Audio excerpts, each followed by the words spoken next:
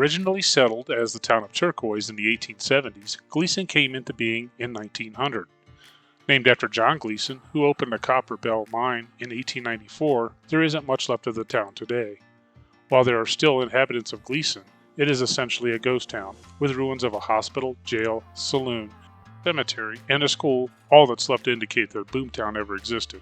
The mines played out in the 1930s, and the inhabitants relocated to greener pastures. Gleeson is located in southern Cochise County, just 20 minutes from Tombstone.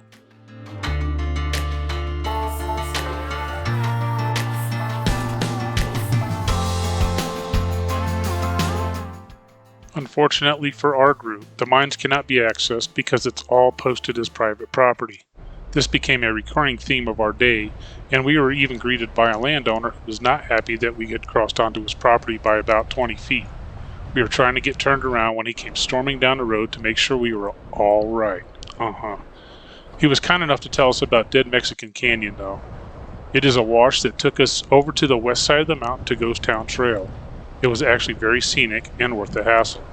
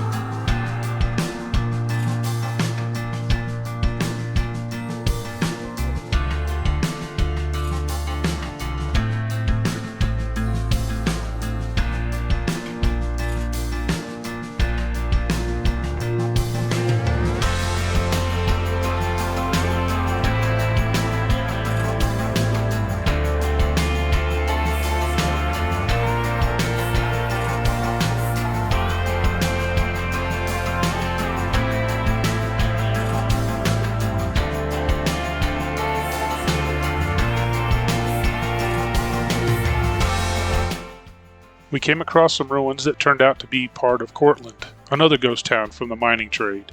Cortland was known for its rich copper deposits and its turquoise, which the Native Americans had been mining for centuries. We happened upon a visitor center for Cortland, and we were welcomed in and given a lecture about the town. Of course you're loving it. Ghost town of Cortland.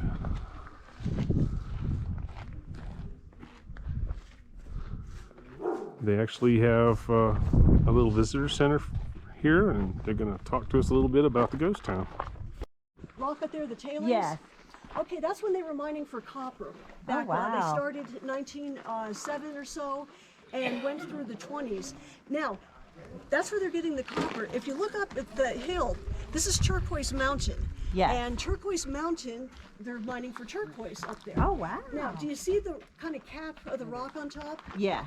Can you see at the bottom of that cap of rock, there's some tailings there? Yes. A lot? Yeah. That's a mine that's about 1,000 years old. Oh, wow. The Native Americans were mining for turquoise here. And it's kind of neat because we're in an area that they call the Gran Chichimeca, and it extended down into Mexico, went up as far as about New Mexico, and it was a trade route. And they would bring parrot feathers, skins, brass bells from down here. In Cortland, they would be getting the turquoise and also the clays, because there's good clay in this area for pottery and for the paints. And that was, It's just dry. it's a, well, I'll tell you, that road is clay. You don't want to be on that road. When when I it's it's bet wet. on it once. It's Yeah. like greased out poo-poo, I'm telling you. Yeah. So That's part of the mining that they were doing there. And it's kind of hard to see. But if you look over at the side of the hill, see where there's kind of a flat area like a road? That was one of the railway lines. Okay. And it would go right underneath there and it would pick up the ore. And they had a race of 2 companies come in for the railroads.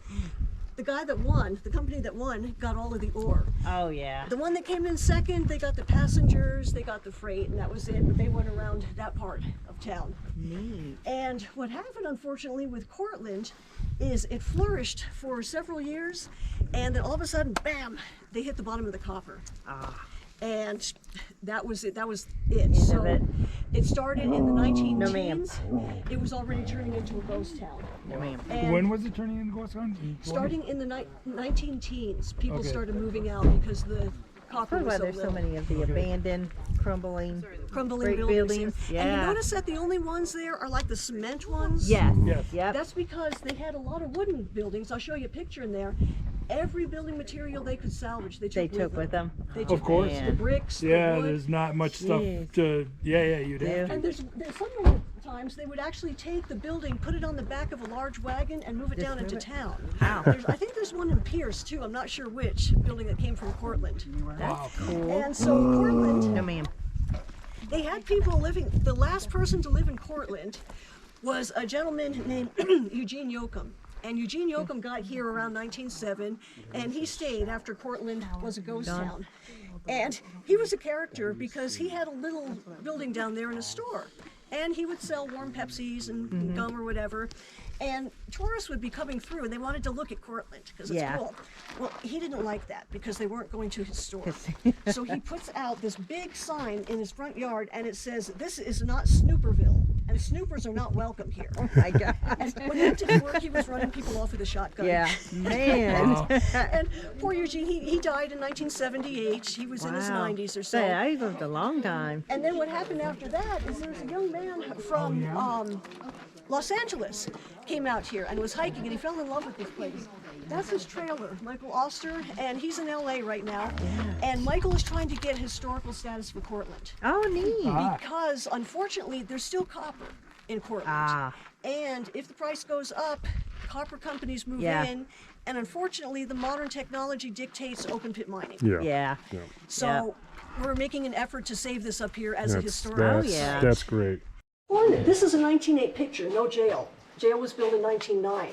But you came around here and there was a sidewalk in this area you passed and you came over, curved around. Now right now we're between those 2 hills Okay. is where we're located. Wow. And you notice there are a whole bunch of tents in Cortland. Were these the 2 buildings that we saw crumbled parts of? No, sir.